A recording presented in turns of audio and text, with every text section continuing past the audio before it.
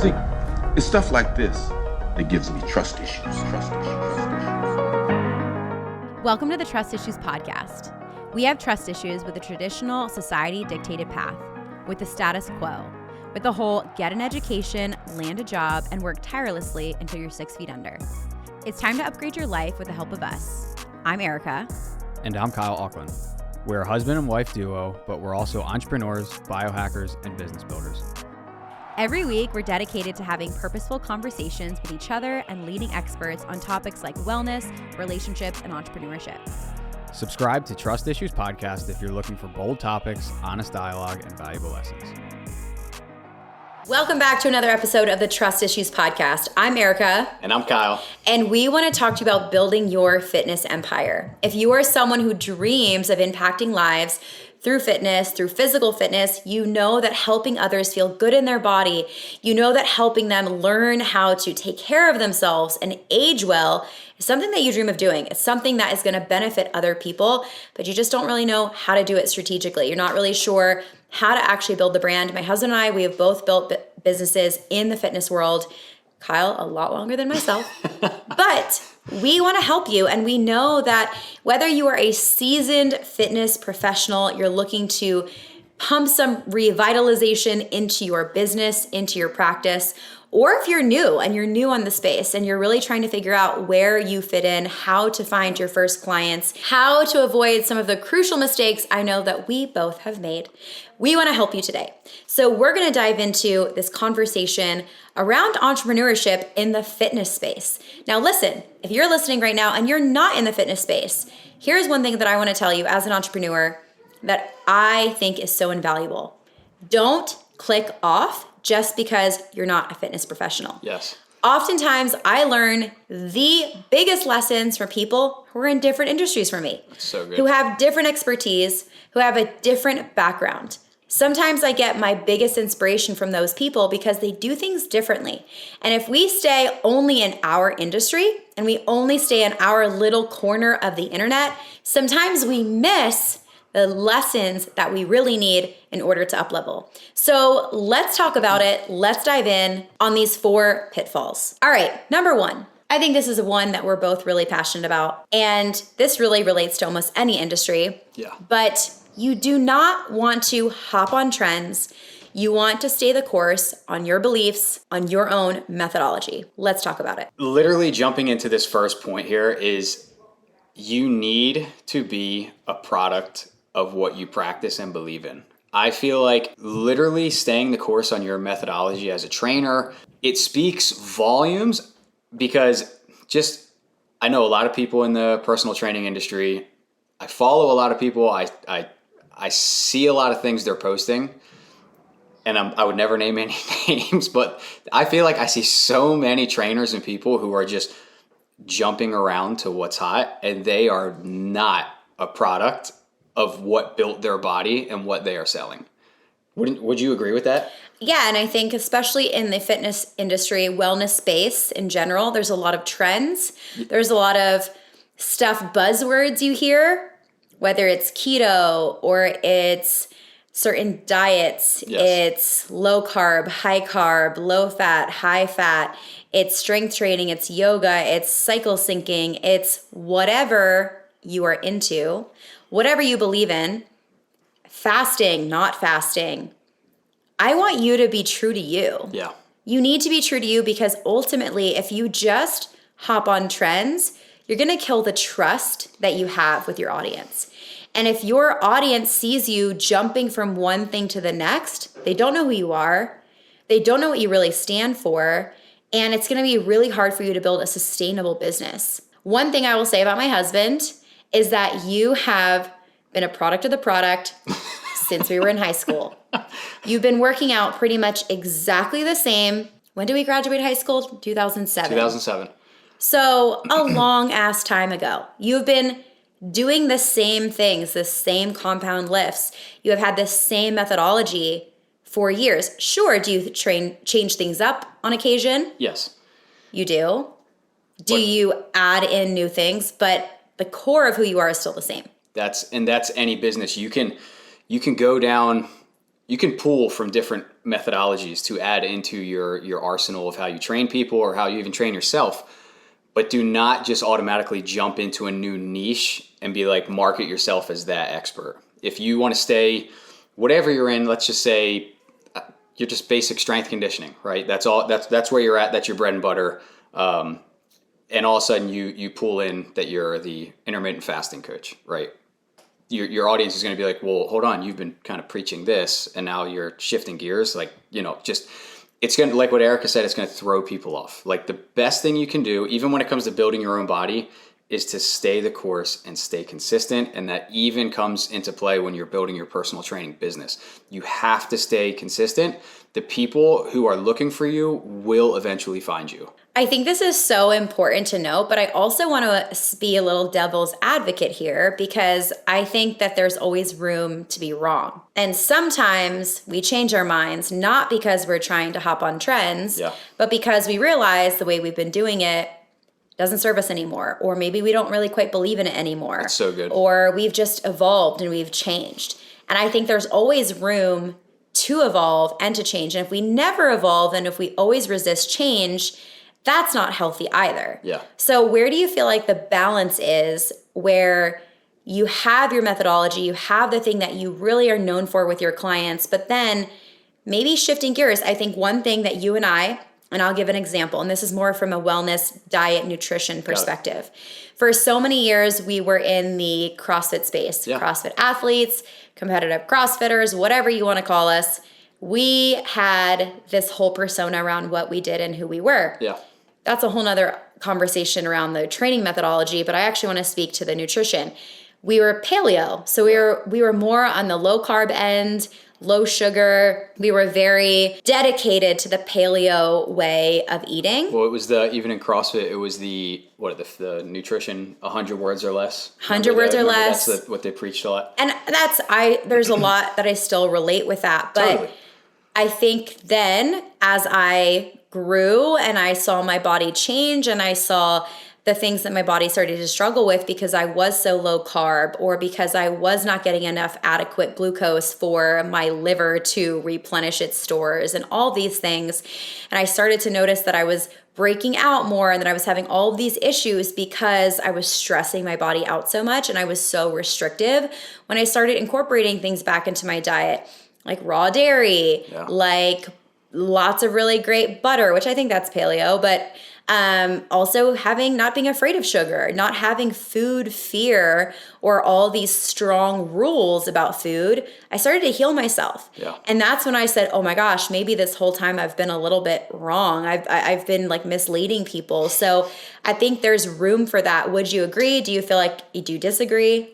No, I totally agree. And that's where I think, speaking directly with the fitness, nutrition, wellness field, I think it is the one industry where everything that is done, it needs to be taken with a little bit of a grain of salt. I say that because it's constantly pivoting and shifting, and even as a trainer, you're constantly growing and learning, and not everything is going to be completely concrete, permanent. Like, things will shift. Even as a trainer, you grow. You're like, even for myself, it's like last year we had Dawson. I would train myself and train my clients a certain way. And then after we had Dawson, I was like, oh, wow, time is shifting. Everything, I have to change everything around. It's getting a little harder to do this, and this. Like, everything needs to be able to shift a little bit with how you're aging, how you're growing, whether that's the season you're in. Maybe you're working harder just on different areas of your life, and you have to shift a little bit. And I think that's where you can't be so set in stone with like, this is how you do this and that's it. And that doesn't mean you have to like completely veer away from your methodology, but there's things that need to be implemented so it's not so concrete, if that makes sense. Yeah, I think it's being fluid. It's being flexible. Yeah. So I think grace. I think what we're trying to say is kind of finding a middle ground. Not every diet trend or fitness fad that comes up needs to be something that you implement or give to your clients. Yes. I think the reason that a lot of people do that is because they want to have something to market. And don't just do something because you think it's marketable. Do something because you think it's going to actually help somebody and change their life for the better. Yes. And in the same way, I would say also be available to change, also be available to evolve, because if you're never available to evolve, you're probably going to be old and stuck in your ways. And that inflexibility can also hinder your success. But more than anything, it's going to hurt your clients. It's going to hurt your business. And that is, you just hit on such a great point, because you need to be humble in this business and in this industry. If you are not, if you are so set with your ego of how you train, how you do things with people, you're going to run into a brick wall. You're going to get bad reviews. You're going to have clients leave you. You're going to have angry people. Like you have to enter this field with grace. You're literally working with human bodies, and it's like they are so complex. Everyone has such different needs. Like there needs to be grace and humility through this stuff. I will also say this, we are in our mid-30s, and just the past few years I've discovered, and really more recently I've discovered the idea and the concept of primal movement. Yeah. And I was like, where has this been all my life? Because my background has been strength training, deadlifts, squats, presses, even before I was doing a lot of Olympic lifting. And now I'm realizing some of the things that I've been doing for so many years could actually be causing pain in my body.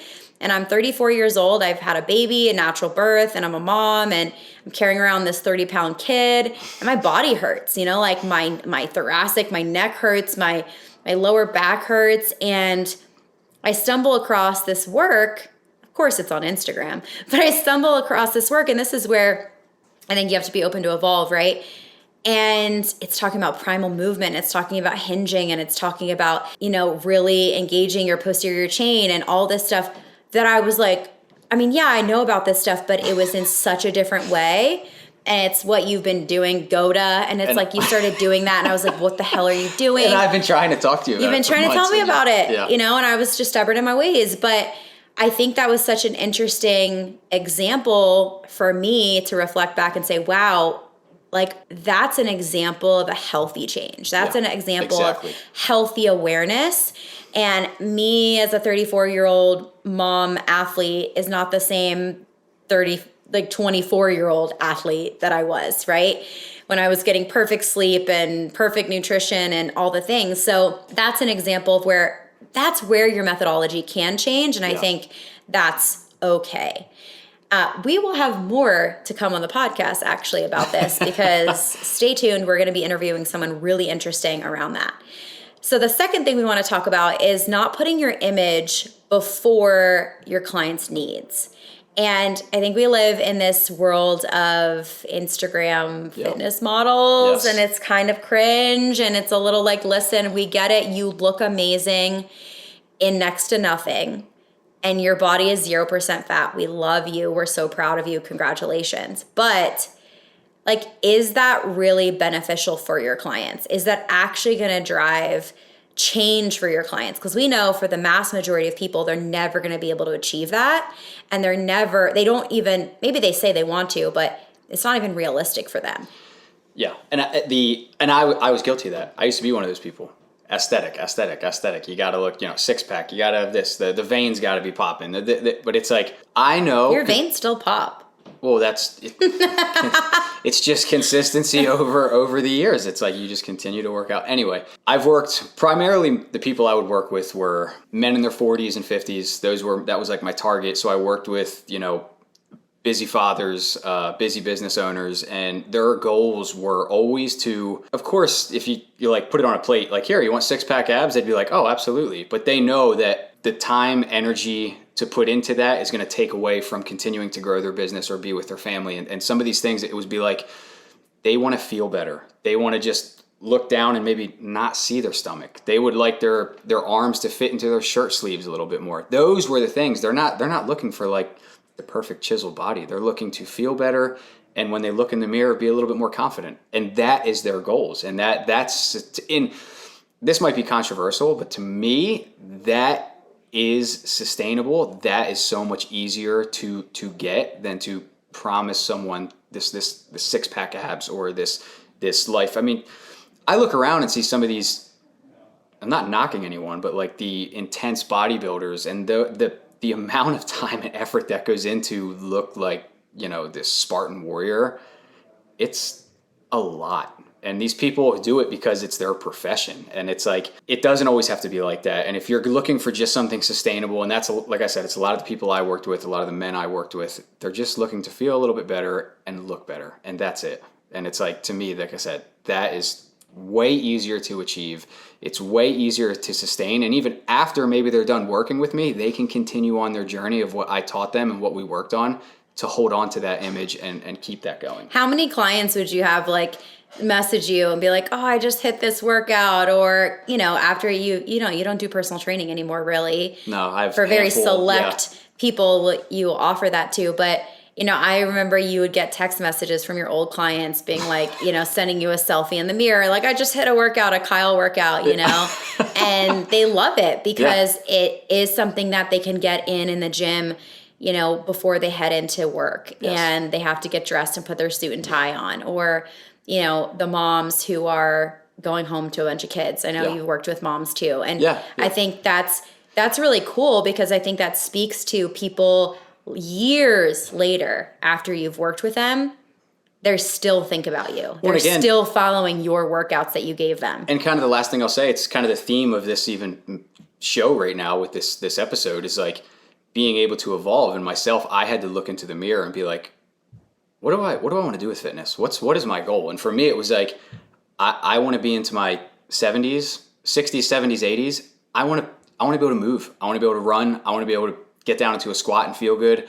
I don't want to be able to I don't want to be in bed and be like, oh, it hurts to get out of bed, but at least I have a six pack. Like, to me, that's not worth it. Like, you'll have those Instagram pictures, but it's like, I'd rather be able to pick my son up and throw him around when I'm in my 50s. Like that, you know what I mean? Like, that's the stuff where I shifted. And that's, to me, I feel like when I really was training people, my personal training business actually started to blow up a little bit, because that's the message I was going with. And so many people were like, well, that's what I want. That's actually what I want. I don't want to do these workouts that drive me into the ground and I feel like crap for 10 days. And I don't want to do this regimen where it's like, I have to put my children, family, business on the back burner just because I'm trying to, look like Arnold Schwarzenegger. Yeah. It's like, so. And for me, I will say, from a female perspective, that is so much more sustainable for me.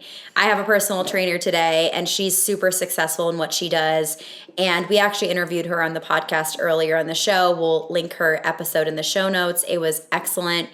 And one of the reasons that I wanted to work with her, as someone who has a background in fitness, as someone who used to train people, who has done more group training classes than I can even count, I wanted to work with her because she was teaching something that was sustainable. Yes. She was teaching something that I felt like, in the chaos of my life, was doable. I started working with her in 2021. It's 2023. We're going on 2 years, and no time stopping anytime soon. And it's something that I look forward to. And so I think about that, because I'm in the client seat right now, right? And I'm in the client seat, and I love that about my personal trainer, is that she makes it all about her clients. She doesn't make it about herself. She doesn't make it about, and she's fit, she's amazing, she's beautiful, but she doesn't make it about her, and her clients are thriving. So I just want to encourage any person who's on this listening, and it doesn't matter what business you're in, really, because this can translate to anything. If you make it about your people, if you make it about the people that you're serving, you will be more successful. Period. End of story. That's just marketing 101. That's just business 101. If you are here to solve other people's problems, if you are here to make it about them, then you will be more successful. And that's what we all want. We want to help people, and we also want to have success. So what are we doing? Yeah. So I think that's a huge piece that needs to be assessed in our industry and as a whole. I mean, the fitness industry is wild, but listen, don't cannibalize your clients' success because you just want to make it all about yourself. Yeah. No, that's so good. And last thing I'd say too, let's say if you're looking for a personal trainer, I just want to say this before we move on. If you're looking for a personal trainer, if you're looking for, I don't know if you're whatever methodology you're looking at, when you find a personal trainer, if they don't really whether it's a phone call, Zoom, whatever you do, maybe it's in person, if they don't like truly ask you a ton of questions or really get to know you and your goals and your time and like what you're looking to invest into your body, if they're just like, oh, hey, we're going to meet for an hour and, you know, we're going to do this, and that's it. It's like, if they don't make it about you, like the first thing I did with new clients, it was like, do you have any pain? Do you have any injuries? What does your sleep schedule look like? What are you eating right now? What does your time with your family look like? Like, you have to put the energy on the client. And if you're looking for a personal trainer and they're not doing that to you, they're not the person for you. You don't want a cookie cutter regimen just thrown onto you. Well, and that's if you're the trainer, you should be customizing things for your clients. You should be customizing.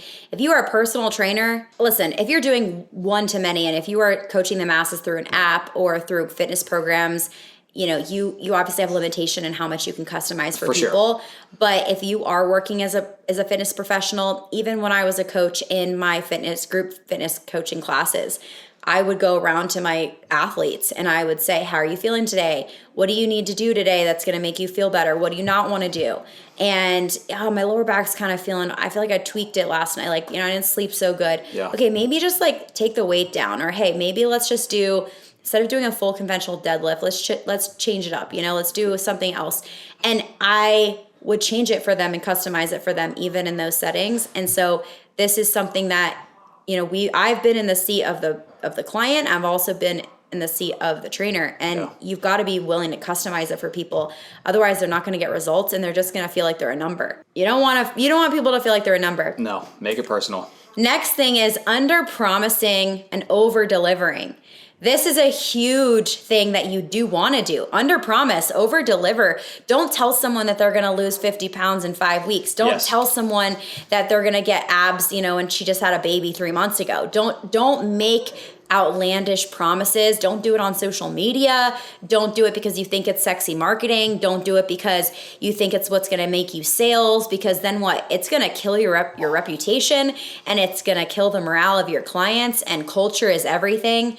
And if you got a couple clients talking to each other and they're all kind of feeling the same way, that's going to kill your business. So you need to be really mindful of this. I'm always like, just be like, listen, yeah, I don't know what could happen, but like, let's take the first 90 days and just, let's get you moving. Let's get you feeling good.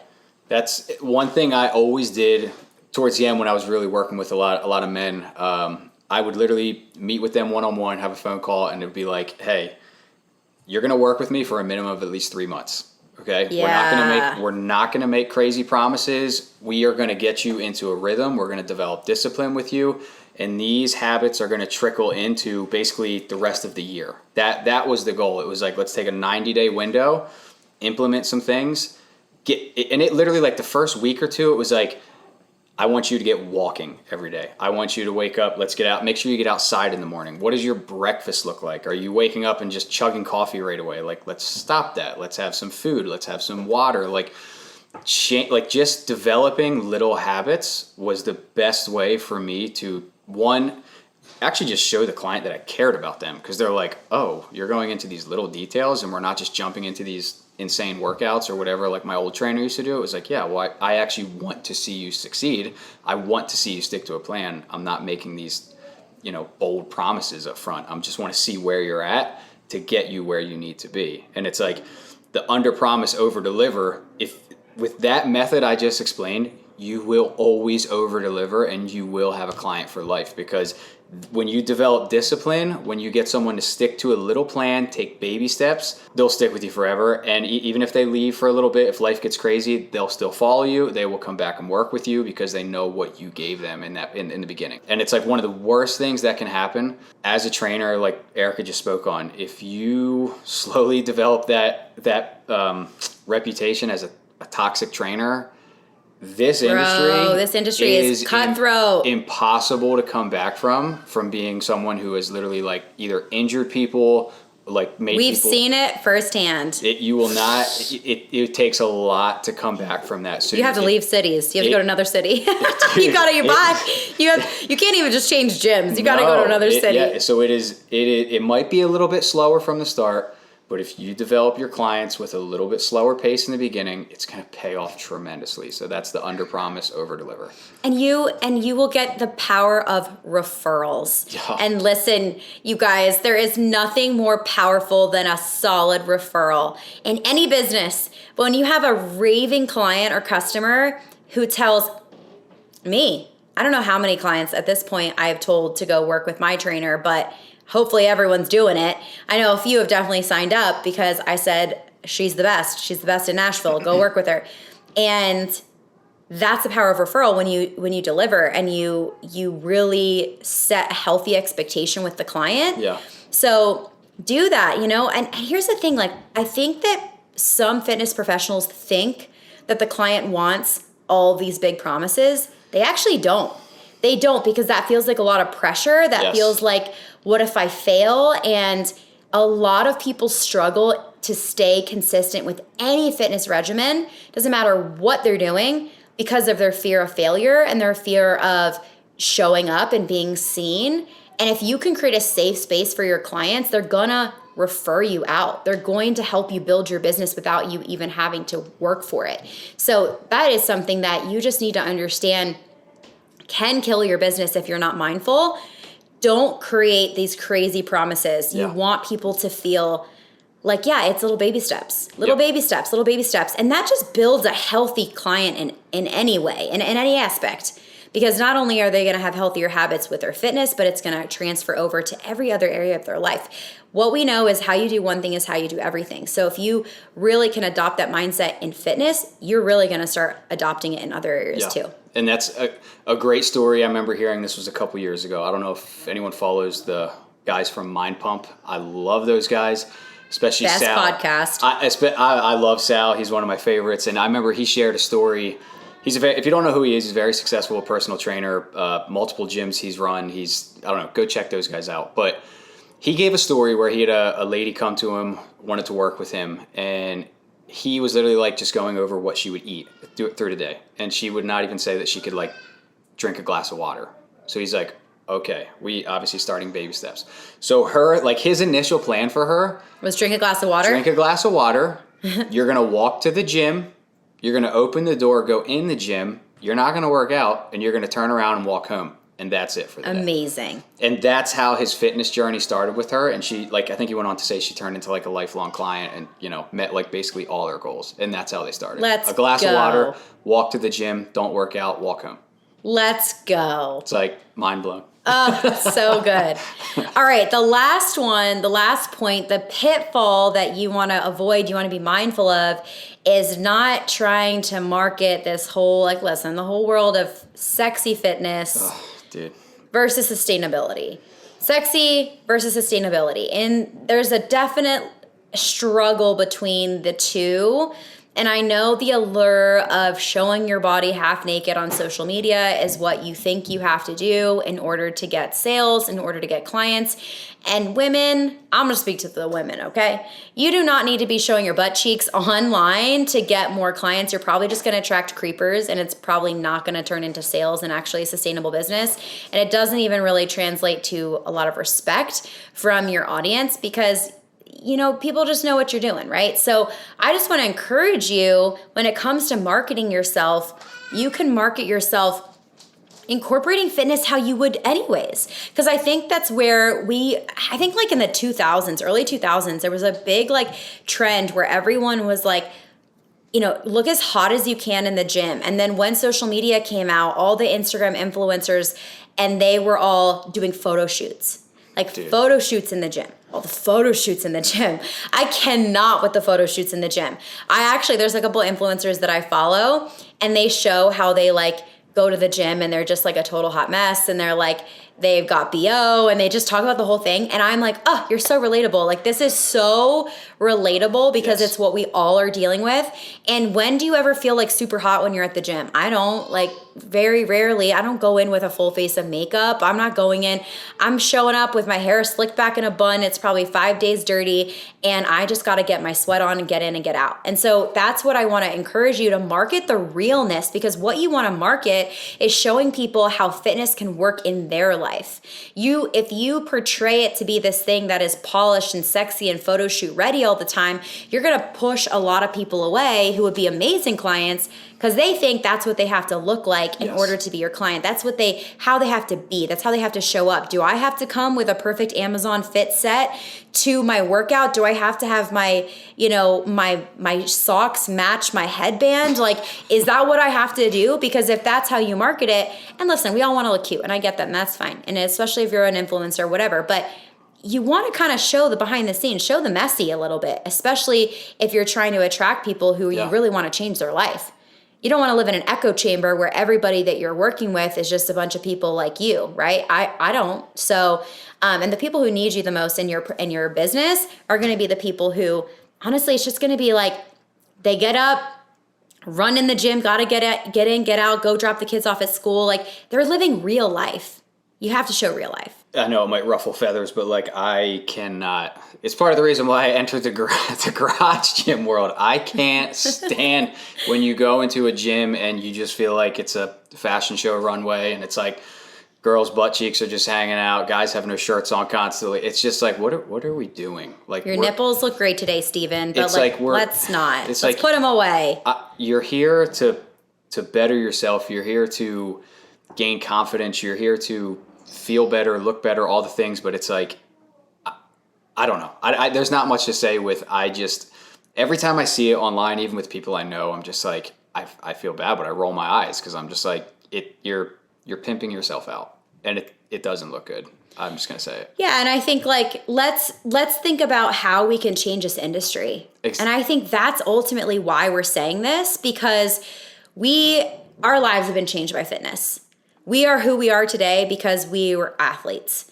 And we are the parents we are today because we're athletes. Yeah. We are going to raise our son to be a little athlete because we were athletes first. We're going to raise him. We are raising him. I mean, he sees us working out. He was out there with us yesterday. I don't even want my son to know what the word diet means. Yeah, I know. God, I don't either, I want him to love fitness because it's going to better his life and make him feel good. Yes. Not because he's trying to manipulate himself.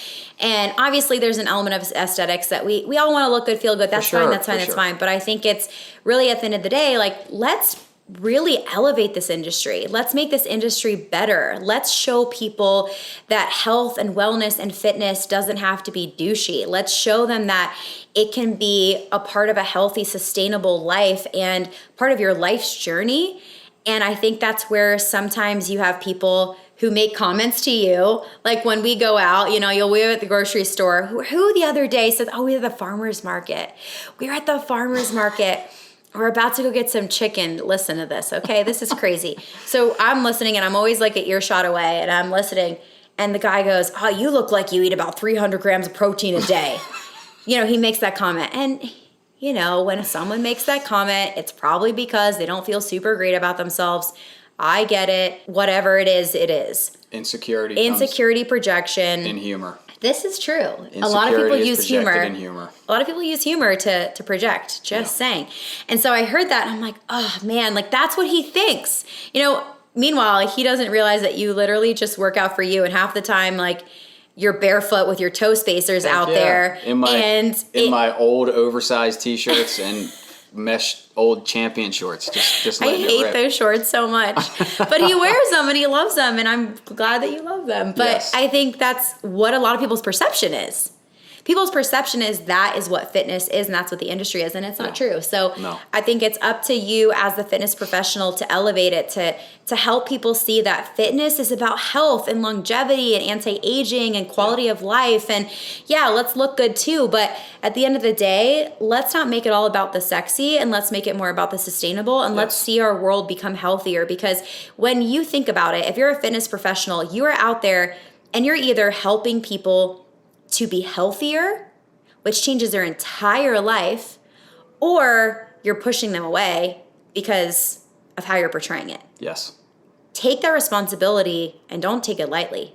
Oh, I 100% agree. Yeah, so I think in wrapping this episode up with closing is, like what Erica said, shoot for sustainability, shoot for longevity. And I think if you aim for that, especially as a fitness professional, it will always pay off in the long run. You will build a community who follow you wherever you go. That is the best way to go about handling clients and handling your fitness business. Thank you so much for listening to this episode of the Trust Issues Podcast. If you loved it, make sure that you subscribe and leave a review. And if you're watching on YouTube, make sure you subscribe as well. Comment below. Tell us what you loved about this episode. Tell us what you're doing in your fitness business that's helping you grow. Maybe you can give other people some tips as well. Thanks for listening. We'll see you next time.